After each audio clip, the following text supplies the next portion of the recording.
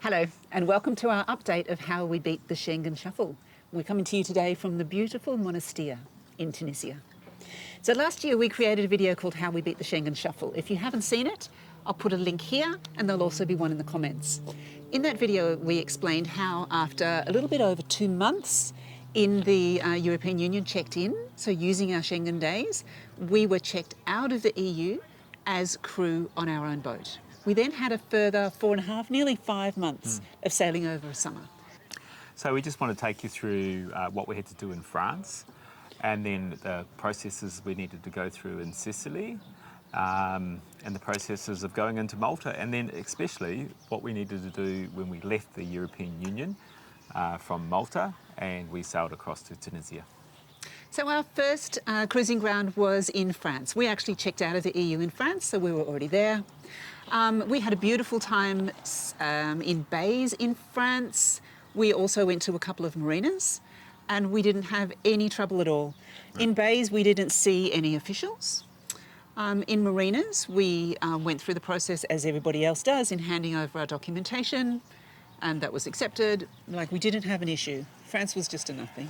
Yeah, France was really just marina check-in things. So really no contact with authorities in France, any formal contact with authorities in our general movement around French bays or marinas. But then we moved into Italy, which was a little bit different. Yeah, so in Italy, so when we entered Italy, of course, we don't need to go through any customs or immigrations processes because we're already within the Schengen customs and immigration zone. So the requirement in Italy is that you complete a transit log. In Italy, that's known as a constituto. It's probably not as heavily enforced as what it is in Greece, but it is still a legal requirement, and so we want to do everything by the book. What was required for that was a crew list. So Jude and I, as crew on the boat, it just really documents when we embarked onto the boat and where we embarked onto the boat and our passport details. So they take a photocopy of that crew list, they take photocopies of your passport, and they issue you this constituto document, which when you go from port to port, and this is a process that's administered through the Coast Guard, which operate as the port police in Italy. So when we go from port to port, and there's a Coast Guard office, then we would check in with them. They would go through the same process, check our passports, check the crew list, photocopy everything, and ask where we're going to next. So that was the whole process for Italy. It wasn't always that easy to get stamped. Sometimes we'd go to them and they'd say, oh, it's nearly 12 o'clock, can you come back tomorrow? And we go, no, we're going to Pisa tomorrow. And they go, don't worry about it then. Yeah. You don't need a stamp. Yeah. Like they weren't very strict about it at all. No. Yeah. Also, while we're in Italy, we had some guests aboard. So there's a little bit of a different process when you have guests. So they call them passengers. So we are listed as crew on our own boat, and when other people came onto the boat, we needed to record them as passengers. So all we had to do, we just downloaded a form, a template. We can probably put a link to that for you, or you can just make up your own. So when you have passengers on the boat, we had to record their name, all of their passport details, the date that they arrived, where they arrived, and when they leave, the date and where they left, and also they have to sign it. It's really important that they sign it. We've heard of other people whose guests have left and they haven't got a signature or they haven't got some information and they've been in trouble for that. So that's an important thing to remember. I think the point there is that we were never asked for that information, but we know that it is a requirement. So as the captain, that's documentation that I need to maintain. So we maintained it, but we were never asked for it. So then we moved down to Sicily. Now, I know Sicily is Italy, but don't tell a Sicilian that. We spent quite a bit of time, maybe a little bit over a month in Sicily, which is a bit different. Yeah.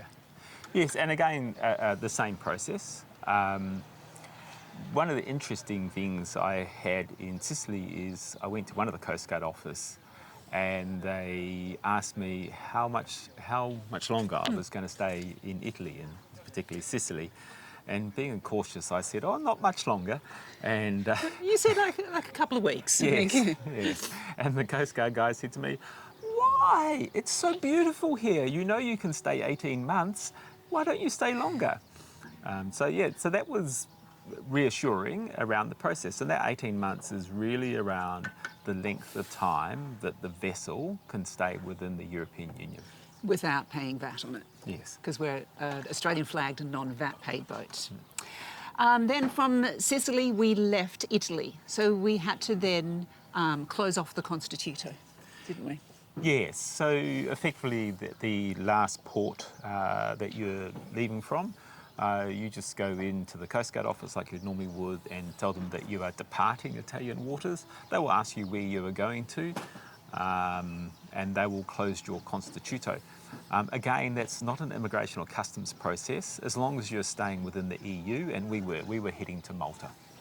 So when we arrived in Malta, they required you to let them know that you've arrived. You can either do that in person or you can do it via VHF. We were already anchored after a rather spectacular entry into Malta. So we'll settled in a bay, we radioed them, and that was totally fine. All they needed was boat flag. We're an Australian flagged boat, number of passengers, nationality of the passengers. Did they ask anything else? No, that was all. Yeah. So not even part. They didn't even get to crew. see. Ah, yes, the crew. Yes. Well, I mean, that was their question, is how many crew and how many passengers do you have on board? And our answer is we've got 2 crew. Yeah, and we spent a beautiful month in Malta. We went to a marina. I think we only went to a marina once in Malta, and again, the same normal paperwork as we do, not a problem. Yeah. But when we went to leave Malta, we're actually leaving the EU because we decided to come to Tunisia. We weren't leaving the EU for any Schengen kind of reasons. Obviously, we were comfortable staying within the EU. We came to Tunisia because it's a magnificent country and we are so loving it here. We came here because we needed some steel work done, and they do very good quality work here at very good prices. And the weather is beautiful, and it's a country we just wanted to see. So we've spent our winter in Tunisia, but that was why we were leaving Malta. But at Malta then we had to check out of the EU. Yes, so the process to check out of the EU. So Not that we weren't checked in, but we mean leave the EU. Leave the EU. So when we came to exit Malta, I went to see the police at the marina, or one of the marinas. And all they were after was 2 copies of our crew list. He didn't even want to see our passport, and he wanted to see the boat registration. So he filled out what was a vessel departure form, saying that the vessel was departing the European Union. Yep, that's all. Yeah. So then we came to Tunisia. Another advantage of coming to Tunisia is that it resets our VAT clock. So as I said, we're a non-VAT paid Australian registered vessel. So we're allowed up to 18 months in European waters without being charged VAT. Even though we had plenty, our boat was only about 6 months old at the time, but it resets it. We now have another 18 months from when we get back into the EU, which is good. So our plan for the coming season is that we will go back into the European Union in Malta. 2 reasons. One, it's the most convenient place for us to sail from Tunisia. And the second is we know as a matter of course that the Maltese will check us in as crew on our vessel. So when I say check in, it's not an immigration process because we are crew on our vessel. It is a customs process, so they will complete a arrival form for our vessel, take 2 copies of our crew list, and welcome us to the European Union. After that, we will sail over to Italy. My expectation is that's going to be no different than when we arrive from France. So we'll see the Coast Guard, we'll open a Constituto, and they will go through that process again.